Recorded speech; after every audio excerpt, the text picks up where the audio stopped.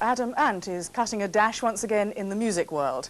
His latest single, Room at the Top, is in the charts, and he has a new album out next week. Since his days with the Ants in the early 80s, he's taken up acting, treading the boards in Manchester and appearing in several films. Cathy McGowan went to meet him. When I first saw you, you were the #1 punk, weren't you? I suppose so. To me, the punk thing was the Sex Pistols and only the Sex Pistols, who were very Tin Pan Alley. It was all very, you know, we've just done this record company for £40,000 and we've just done that record company for this. There's always an element of humour there, and it was very sexy. And then after it got a bit grey and political, and I think and the Sex Pistols said anarchy in the UK, but I think it was musical anarchy, not political anarchy. It was just horrendous. I sometimes feel like one of those comedians that has to play every hole in the world, you know, in the end, when they become established, there's nothing can surprise them at all. After that era, nothing has ever surprised me. You started off there with Malcolm McLaren, didn't you? No, Malcolm was like at the end, from 77 to 79, we were doing clubs. And then I met Malcolm in Portobello Road one day in a hotel, and he asked me about the group. And I paid him £1,000 to manage us. He was good for me because he knows a lot about music and he knows a lot about pop.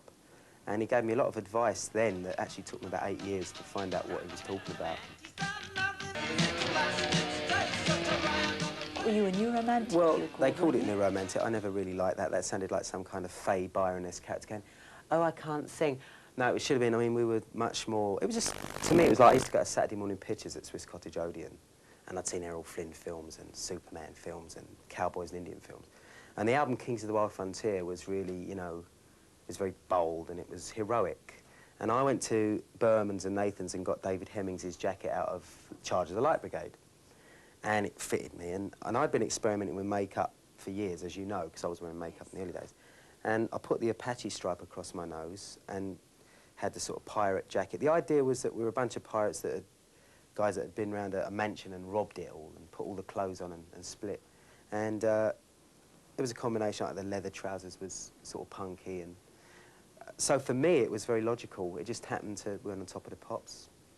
1 3-minute performance, bang, you know. Did it surprise you, though, that people adopted so quickly your makeup and your look? I'm very flattered. I'm always flattered by being asked for an autograph. Because I remember asking Mark Bolan for an autograph, and he was very gracious, and I've always remembered that when I'm asked for one.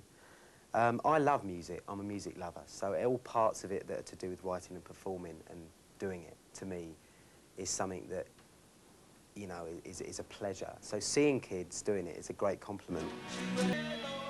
About 82, the Ants split up, and I went solo, and I did some quite big tours of the States with Friend or Foe Strip and Viva La Rock. And after the last album of CBS, Viva La Rock, I knew there were a lot of changes to make, which were business ones, i.e. leaving that company and getting a new company.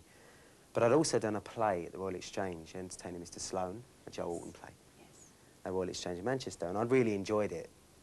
While I've been writing the Manners Physique album, the new album, I've been working solidly as an actor.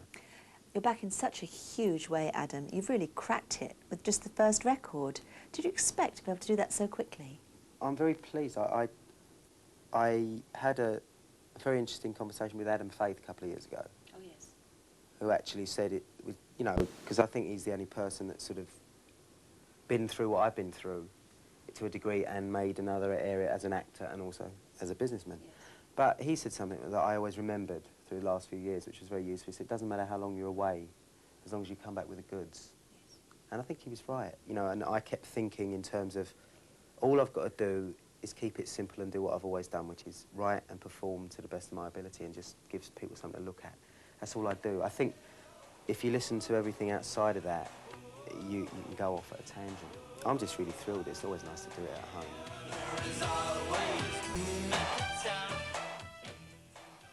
I know I'm very stupid about these things, but I thought he was a real passing phase. Oh no, that's real talent there. You know what it does? It gives every parent hope when their kid comes home like a punk or whatever, you know, and then they see someone like that who's straightened themselves out now and looks so normal and ordinary. So when people throw up their hands in horror and say, my God, you know, they end up like that, looking quite sane. So he's now going to be a big star again? He is a big star again. I think he's wonderful and he's great looking. Well, I go for the older man. Oh. Thank you, Kathy. Well, anyway, from hot stuff.